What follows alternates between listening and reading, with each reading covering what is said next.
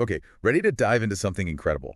Today, we're tackling Genomic Foundation Models. Which are basically Yeah. superpowered AIs Okay. designed to decode our genes, like really understand them. That's like the future of medicine, right? Predicting diseases, creating new drugs. Even engineering, like imagine crops that are more resilient, all because we understand DNA and RNA better.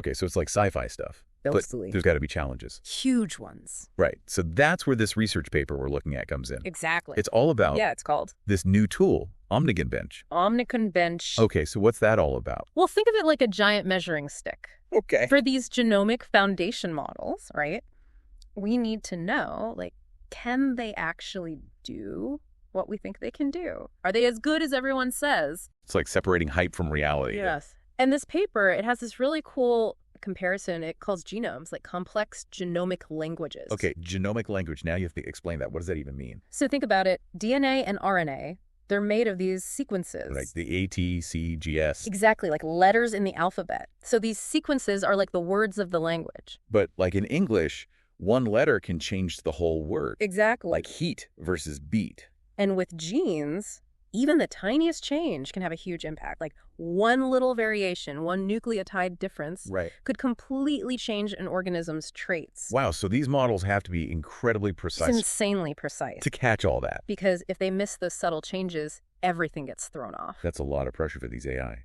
And on top of that, there's the data issue. Right, because you need tons of data to train these things, You don't need tons of data, and it has to be the right data. Right, like good quality representative data. Exactly. And that's another hurdle that OmniGenBench is trying to overcome. So what's the problem with the data? Well, there's often just not enough of it. And Really? yeah, and what data we do have might not reflect the full diversity of genomes out there. So it's biased. Potentially, yeah. Yeah. And if the AI is trained on biased data, its predictions might not be accurate, especially for, underrepresented populations. That's a huge problem. So how does OmniGenBench help with this? It's like creating this massive, diverse data set that these AIs can learn from. Okay. We're talking over 42 million sequences. Whoa, 42 million. That's a lot of data. Mhm. It is, and it comes from a ton of different sources across all sorts of species. So it's like building a comprehensive genomic library. Exactly. Wow. So how is all of this data organized? It's organized into different benchmarks, each one focused on a specific area of genomics. So like specialized training grounds for the AI. That's a good way to put it. Can you give me an example of a benchmark? Sure. One example is the Plant Genomic Benchmark, or PGB. It uses millions of DNA sequences specifically for studying plants. That's fascinating. So we're talking about potentially revolutionizing agriculture. Exactly. Imagine the possibilities from improving crop yields to developing disease-resistant plants. The potential impact is huge. Okay, so OmniGenBench is trying to fix these data issues. What other challenges is it tackling? Another big one is inconsistent metrics. What do you mean by that? Well, imagine you're trying to figure out which is better, an apple or an orange. Okay, classic dilemma. Right. They both have their own good qualities. It's hard to compare them directly. Because you're using different criteria to judge them. Exactly. And it's the same with these genomic models.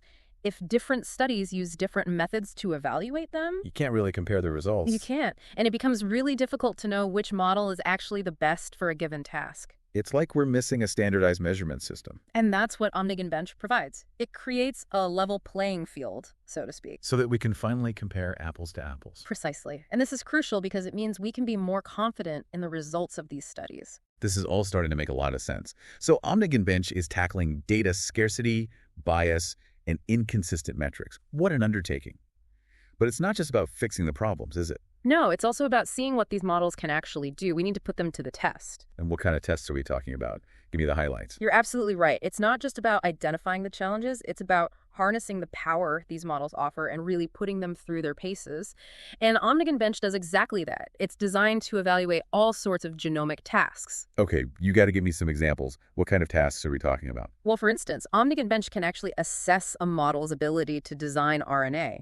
Wait, design it. Yes. Like from scratch. We're talking about giving the AI a set of instructions and it just generates a new RNA molecule. That sounds insane. It sounds like science fiction, but that's the kind of groundbreaking research OmniGenBench is enabling. So what could we even do with a custom-designed RNA molecule? What are the applications? The possibilities are pretty much endless. Imagine targeting diseases with incredible precision, repairing genetic defects, even enhancing certain biological functions. It's mind-blowing. Okay, that's pretty impressive. What other amazing tasks can OmniGenBench evaluate? Another one is predicting mRNA degradation rates. Okay, I have to admit that sounds a little over my head. What's so important about how quickly mRNA degrades? All right, so think about it this way.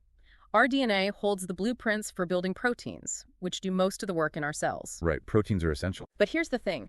DNA itself stays protected inside the cell's nucleus. So to get those blueprints out to the protein-making machinery, DNA makes copies of itself in the form of mRNA, messenger RNA. So the mRNA is like the messenger carrying the instructions from the DNA to the protein factories. Exactly. And the degradation rate, that tells us how long that mRNA message survives before it's broken down. So the longer it survives, The more protein can be made. Okay.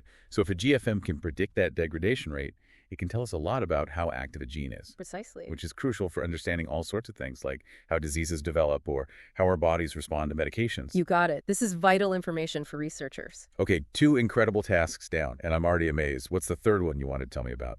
Let's talk about regulatory elements in DNA. They're like hidden switches that control our genes. Okay, hidden switches, you've definitely piqued my interest.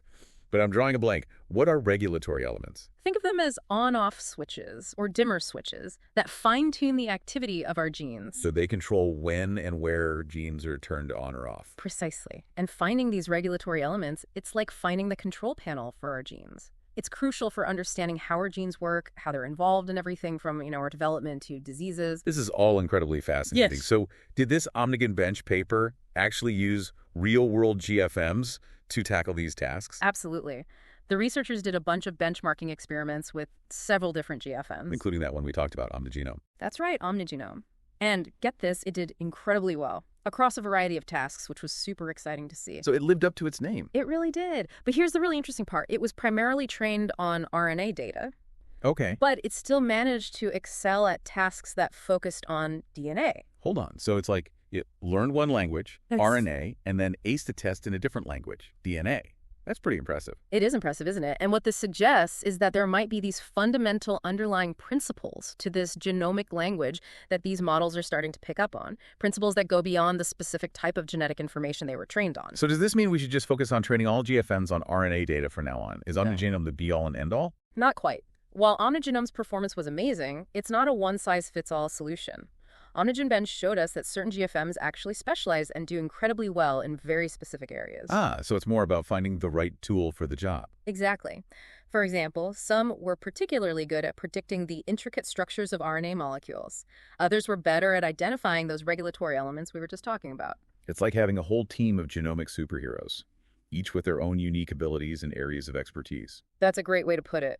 And it highlights how important it is to develop specialized models for specific tasks and for different species rather than searching for one model to rule them all. So we've got all this incredible potential with GFMs, but we have to be mindful of the bigger picture, right? Like, what are the implications of having access to this kind of genomic power? That's the big question, isn't it? The paper really emphasizes the importance of thinking about these broader societal impacts. It's not just about the science anymore. Right. It's about ethics, responsibility. Yeah, and that's where things get really complex, don't they? Definitely. I mean, these models are only getting more sophisticated. More powerful. And with that power comes a lot of responsibility. Can you give me some concrete examples? Like, what specific concerns should we be thinking about? Well, imagine, for example, a future where GFMs can predict someone's risk of developing a specific disease with, almost perfect accuracy. That could be life-changing. Early intervention, personalized prevention strategies. Exactly. But it also raises some really tough questions. For example, what happens to that genetic information? Who has access to it? Right, because that's incredibly personal data. Exactly, and it could be misused. We need to make sure people's privacy is protected. Absolutely. And it's not just about privacy, is it? It's about equity, too. These advanced treatments, if they're super expensive. Right. Will everyone have access to them? Or will it just widen the gap between the haves and the have-nots? Exactly. We need to make sure these advancements benefit everyone, not just a select few. And that's going to require a lot of careful thought, a lot of collaboration. It's bigger than just the scientists now. Oh, absolutely.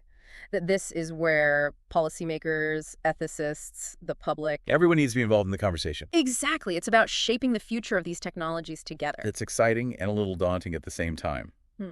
But this has been an incredible deep dive. We've explored OmniGenBench. Which is a game changer, really. It's pushing the boundaries of what's possible with genomic modeling. And opening up all these incredible new avenues for research and potentially treatment. But as we celebrate these advancements, it's crucial to remember that we need to proceed with caution, with ethics at the forefront of everything we do. I couldn't agree more. The more we learn about the code of life, the more important it becomes to use that knowledge wisely. You've been listening to The Deep Dive. And today we explored the fascinating world of Genomic Foundation Models and the groundbreaking tool that is OmniGenBench. Thanks for having me. It's been a great discussion. It's been a pleasure. Until next time, keep exploring, keep questioning, and keep diving deep.